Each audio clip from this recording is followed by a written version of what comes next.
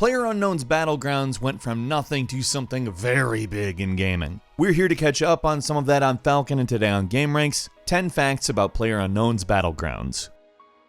Number 10, Battlegrounds is so popular that people are actually paying nearly $1,000 for a virtual bandana that originally came with the pre-order version of the game. Well, it came with a crate that came with the pre-order version of the game.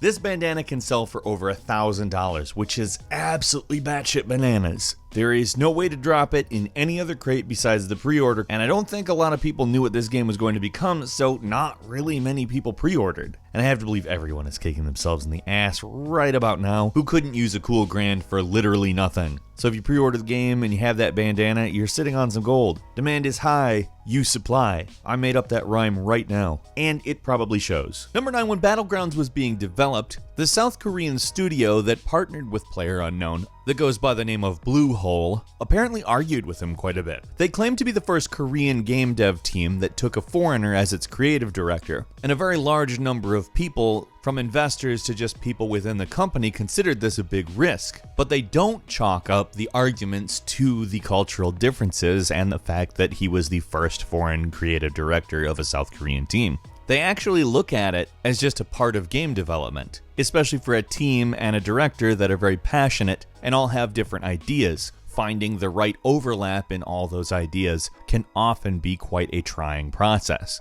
Number 8, PlayerUnknown's actual name is known. It's Brendan Green, and the way the game came into existence was first as a mod for the DayZ add-on to Arma 2. Once the standalone version of DayZ was made, he took his concept and made it for Arma 3. Now, through all of this modding, he didn't really make any money whatsoever, but his concepts were becoming extremely popular. This is evident that in H1Z1 Sony Online Entertainment's zombie game, they licensed his ideas to make a battle royale style mode called King of the Kill. Number 7, if you're not familiar or not good enough, coming out on top of a match nets you a chicken dinner victory. A lot of people ask where the winner chicken dinner saying came from, but it's actually really common, probably more than anybody realizes. If you've ever seen the movie 21, you've probably heard it because it's a phrase that gamblers will typically use. It signifies that you won enough from a bet to go get a chicken dinner at a nearby restaurant. But according to some historians, it goes back even further than that. Some historians and well-versed authors on the subject say the phrase originated during back alley craps games that happened during the Great Depression. The person who won was somebody who didn't have money at the start of the day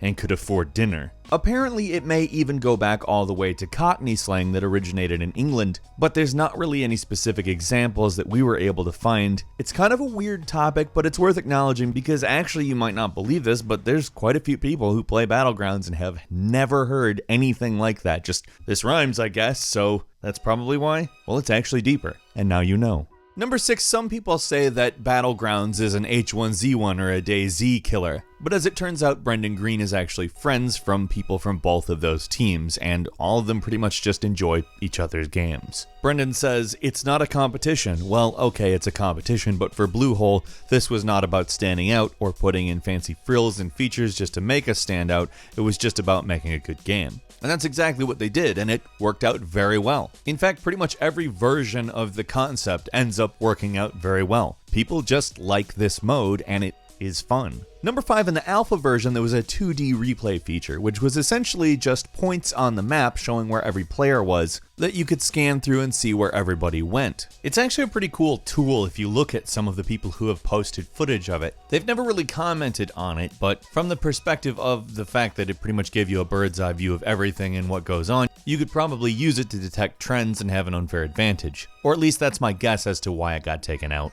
Number 4, PlayerUnknown was initially very reluctant to put the game on early access because, well, there's a lot of stigma attached to early access because there's a lot of people who have abused early access. Valve didn't really do a great job at anything resembling quality control with early access, and there was just an absolute load of stuff on there. That was an absolute load. But they also needed to raise money to operate and develop the game, and the producer convinced him that they would go into early access, but they would do it as the game was stable and playable. So instead of an alpha version, it was a beta version. That put some of his fears at ease, and also the game was really well received, so I mean there's that too. Number 3, PlayerUnknown PlayerUnknown doesn't really consider himself to be a full-on gamer. Up until DayZ happened, he played games occasionally, according to he himself. But he just really loved the idea that there was a game that was interesting without there being any kind of linear storyline. Essentially, you had emergent gameplay, and you did what you wanted. He's been a designer, a photographer, and a DJ, and he's never really found anything that he considered himself that great at, other than modding games. He goes by the handle of PlayerUnknown because he actually does like anonymity quite a bit, although that's a thing of the past. At least you might think. Apparently he doesn't have that much trouble not being recognized in places where he doesn't want to be. Unless he's got a name tag on, people tend to not realize it's him, which he definitely values. But again, the game keeps getting bigger and bigger, and that can't be expected to last very long. People do know who he is. Number 2, Battlegrounds set the all-time record for simultaneous players at once at 1,342,857 players. This was very recently in September, and to have it overtake Dota 2, which is by the way a Valve product on Valve's platform, is honestly pretty amazing. And finally, number 1, yes, anonymity is something that PlayerUnknown favors, but where did he get the idea for PlayerUnknown? Well, the default name in Arma 2 was Player 1, so when he needed to create a character for a server he was working on, he changed it to PlayerUnknown, probably because of the anonymity thing and the fact that it actually sounds pretty damn cool. It stuck. He's liked it and he's used it in everything ever since, including his company. And a quick bonus fact for you as well, speaking of that company, Battlegrounds skyrocketed Bluehole's worth to $4.6 billion. So they spun it off into its own company, a subsidiary just called PUBG. Seems like a good idea because it ensures focus and they have a buttload of money now. Do you play Battlegrounds? If we're going based on stats, you probably do, so share your opinion on Battlegrounds and your favorite Battlegrounds stuff in the comments section. If you enjoyed this video, please click like, and if you're not subscribed, now would be a great time to do so. We upload brand new videos every day of the week, and the best way you can see them first is of course a subscription. As always, we thank you very much for watching this video. I'm Falcon. You can follow me on Twitter at FalconTheHero, and we'll see you next time right here on gameranx.